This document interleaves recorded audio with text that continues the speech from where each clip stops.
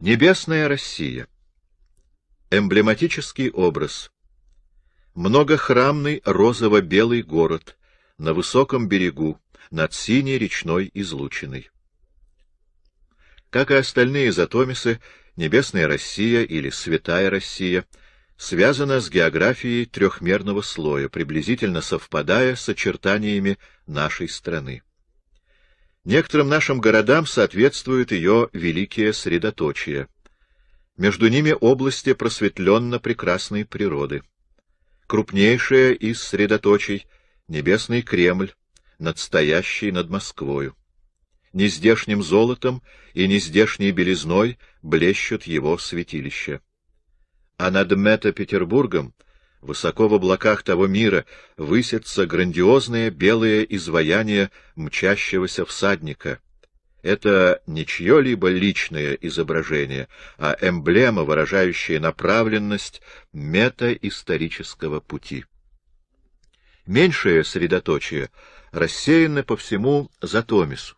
Среди них и метакультурные вершины других наций, составляющих вместе с русской единый сверхнарод. Здесь пребывают синклиты Украины, Грузии, Армении. Здесь, к этому затомису, начинают примыкать и синклит народа болгарского вместе со своими небесными городами. Общая численность обитателей Небесной России мне неизвестна, но я знаю, что около 500 000 просветленных находится теперь в Небесном Кремле. Демиург Яросвет проявляется в небе и воздухе этого мира, так, как если бы прозрачный океан могущества проходил от одного небосклона до другого и заливал бы сердца. Это могущество сосредоточивается в храмах Демиурга, образ его очерчивается, голос его становится внятным, и возникает общение между ним и просветленными, общение, придающее им силу и высшую мудрость. Также проявляет себя другая, схожая с Демиургом иерархия, великие духи народоводители отдельных наций, входящих в состав нашей метакультуры. Среди них есть и более древние, чем Яросвет, есть и юный народоводитель Украины. Но ни Навны, идеальной соборной души народа русского, ни ее сестер, соборных душ других народов, все еще нет здесь. Плененные в глыбах государственности, в цитадели великодержавного демона Уицараора, в подземном мире российского античеловечества, они достигают Небесной России лишь отдаленными звучаниями, ослабленными отблесками. Моря светящихся эфиров — это души стихиалий, сияющих красками, непредставимыми для нас. Омывают там сооружения, которые отдаленно можно было бы уподобить громадам лазурных и белых гор. Об этом мире поет русская церковь, когда провожает новоприставленных в невозвратный путь, дабы Господь упокоил их в месте светлом, месте злачном, месте покойном, иде же несть ни печали, ни воздыхания, но жизнь бесконечная. Новые пришельцы являются в Небесной России в особых святилищах, имея при этом облик не младенцев, а уже детей. Состояние вновь прибывших схоже именно с состоянием детства. Смена же возрастов заменяется возрастанием просветленности и духовной силы. Нет ни зачатия, ни рождения. Не родители, а восприемники подготавливают условия, необходимые для просветленной души, восходящей сюда из Гатимны. В обликах некоторых из братьев Синклита можно было бы угадать черты, знакомые нам во времена их жизни в Энрофе. Теперь эти черты светозарны, ослепительны, они светятся духовной славой, истонченны и облегченны. Производимая преображенным телом, их одежда светится сама. Для них невозбранно движение по всем 4 направлениям пространства. Оно отдаленно напоминает парение птиц, но превосходит его легкостью, свободой и быстротой. Крыльев нет. Восприятию просветленных доступно множество слоев. Нисходящие чистилища магмы, страшная гашшарва восходящие миры просветления, круги ангелов, даймонов и стихиалий, миры инвольтаций, других брамфатур, миры высших аспектов мировых трансмифов. Они вхожи в темные шарастры, миры античеловечества, обитатели которых видят их, но бессильны их умертвить. Они вхожи и в наш Энров, но люди способны их воспринять только духовным зрением. Та любовь между мужчиной и женщиной в Энрофе, которая достойна именоваться великой, продолжается и здесь, освобожденная от всего отягощавшего, возросшая и углубившаяся. Между некоторыми существует и телесная близость, но от задач продолжения рода она совершенно откреплена и вообще не имеет ничего схожего с телесной близостью в Энрофе. Многие органы тела здесь полностью изменили свою структуру, назначение, смысл, в том числе органы, связанные с принятием и усвоением пищи, потому что процесс восстановления жизненных сил здесь схож с дыханием. Возрастание духовности постепенно подводит просветленного к следующей великой трансформе тела, которая ведет в более высокие миры, в небесный Иерусалим и еще выше, вплоть до синклита мира и элиты Шаданакара.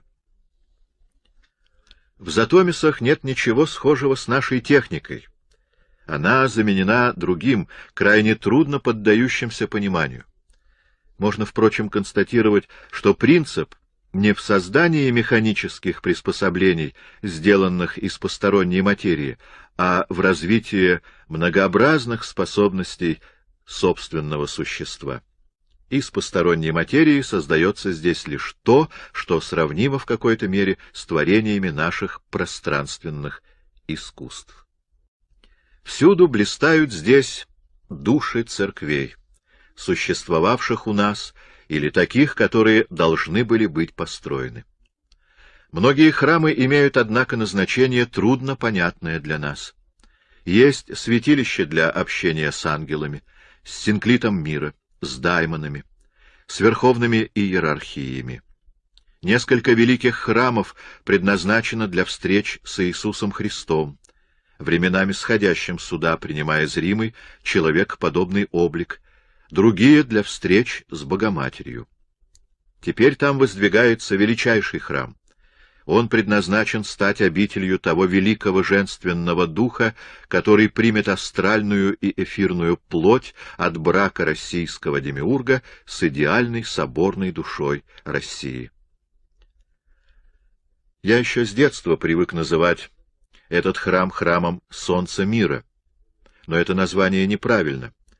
Закономерно относимо оно к другому сооружению, еще более грандиозному, тому, что намечается созданием в Аримойе. Храм же, созидаемый в небесном Кремле, именуется обителью Звенты-Свентаны, и впоследствии я объясню, что значит это имя.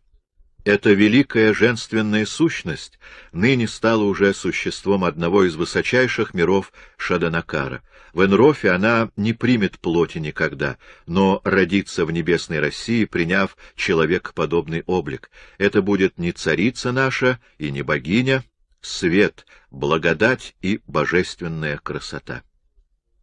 Лестница дивных, один сквозь другой просвечивающих миров, поднимается из алтаря в храме женственности, в храмах Христа, в храмах демиурга Яросвета.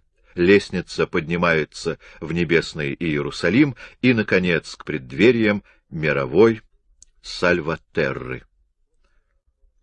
Временами в небесной России рождаются великие человека-духи. Те, кто закончил свой путь в Шаданакаре, достигнув до его наивысших миров, и теперь сотворит планетарному логосу.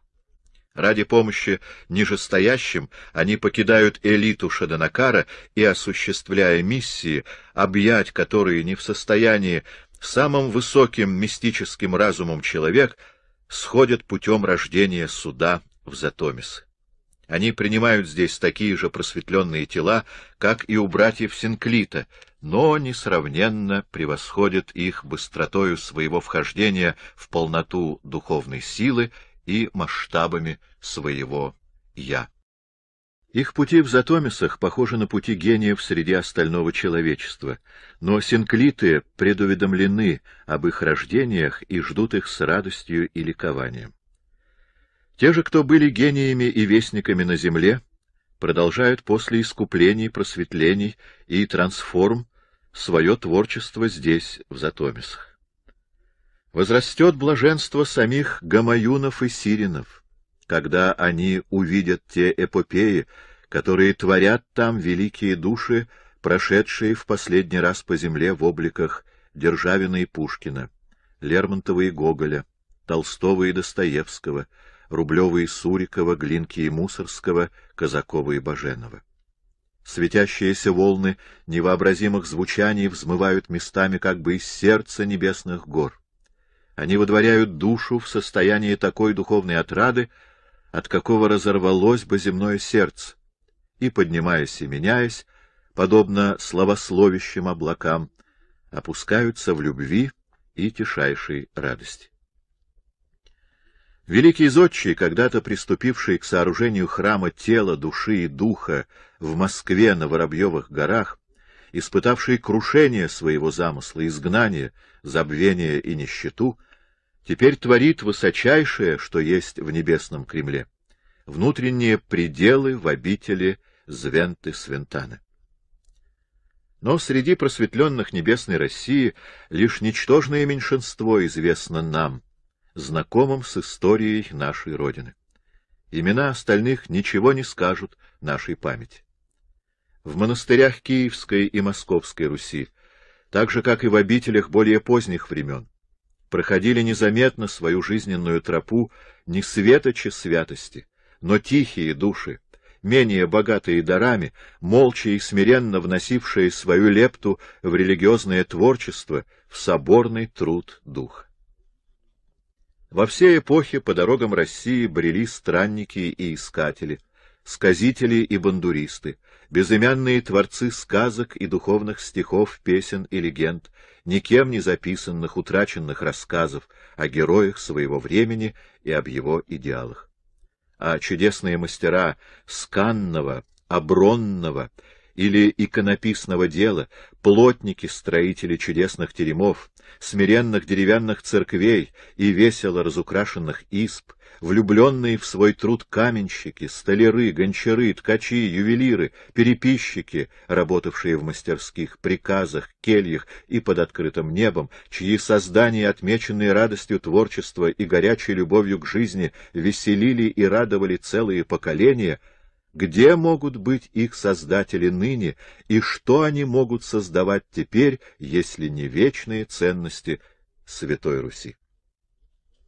Во все эпохи русской истории тысячи мужиков, огнещан, смердов, тяглых крестьян, крепостных и вольных, просто и чисто проживших свой век, совершали труд посевов и жатв, как возложенный на них Богом долг, с благоговением и благодарностью к Матери-Земле, и умирали простой и ясной смертью, веруя и простив всех.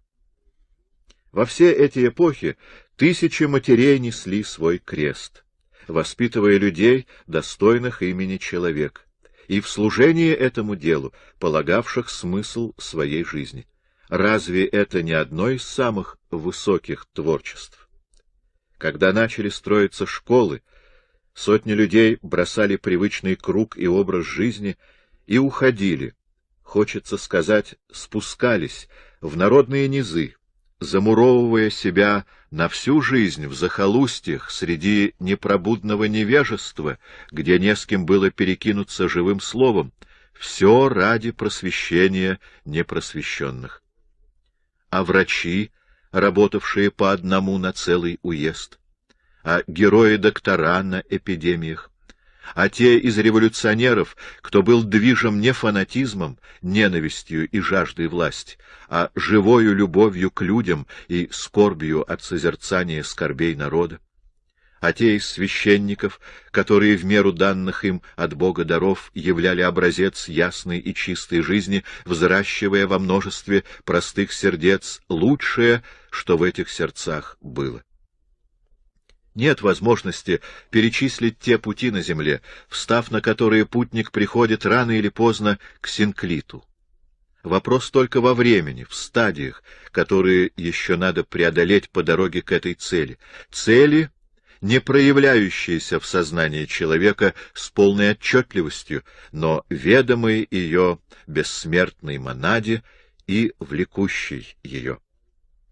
О, напрасно представлять себе небесную Русь в виде нескончаемых, однообразно строгих служб и молений.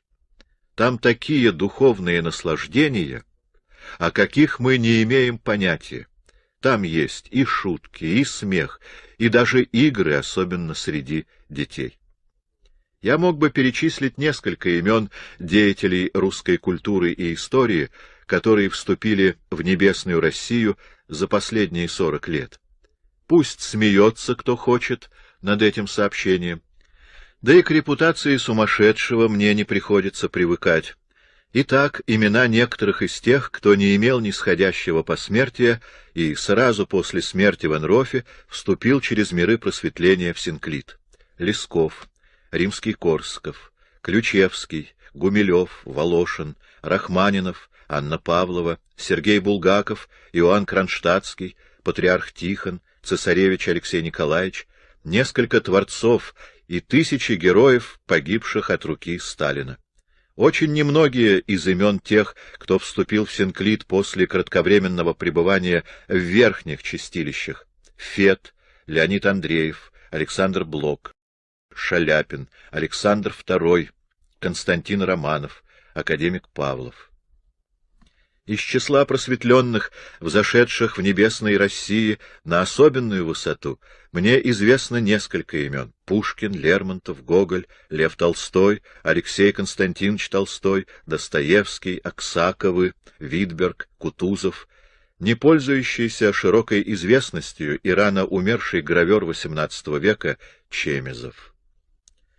Ближе остальных к великой трансформе, уводящей в небесный Иерусалим и в Синклит мира, подошли к настоящему времени Лермонтов, Владимир Соловьев, император Иоанн VI, а также два духа, чьи имена вызвали мое удивление, но были 2 раза твердо произнесены — Шевченко и Павел Флоренский.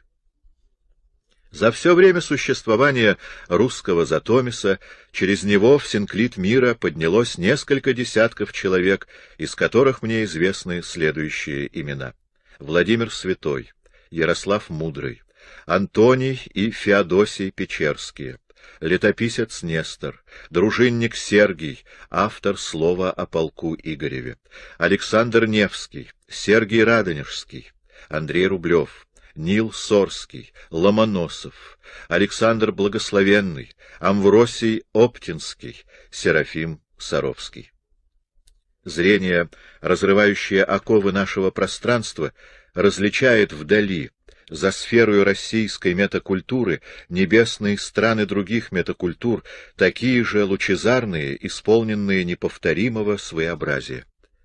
Подготовка в любви и взаимопонимании к творению небесной страны всечеловечества, священной Аримойи, вот узы, связующие ныне синклиты и грады метакультур. Величайшие из детей человечества, завершив творение в своих священных градах, выходят за метакультурные пределы. Поднимаясь в синклит мира как бы с разных сторон, они встречаются, наконец, но еще задолго до его достижения. Мир их встречи — Грид-Руттва, белый чертог, где творится ими общий план восхождения человечества. Дальнейший подъем приводит в такие слои, где их мудрость и мощь превосходят мудрость и мощь демиургов. Высший провиденциальный план, который мы сквозь историю можем различить иногда как бы за частными планами демиургов, есть отражение их творческого труда. Это синклит мира. Он сотворит, во всей ясности духовного сознания самому планетарному логосу. Аримойя лишь недавно начата творением в четырехмерных мирах, а ее историческое отображение на Земле будет смыслом и целью наступающего столетия. Для этого и совершилось низлияние сил Преснодевы Матери из транскосмических сфер в высшие слои Шаданакара, сил, сосредоточившихся в одной божественной монаде. Для этого и созидается в небесной России небывалый храм, чтобы принять в него ту, чье рождение в четырехмерных мирах есть цель и смысл грядущего брака российского демиурга и соборной души. Исторически же, через осуществление этого великого женственного духа в розе мира, начнется преобразование государственности всех народов в братство всех. В этом российскому синклиту помогают и будут помогать все синклиты метакультур, а синклит мира примет от них и продолжит их труд, чтобы завершить его всемирным богочеловечеством.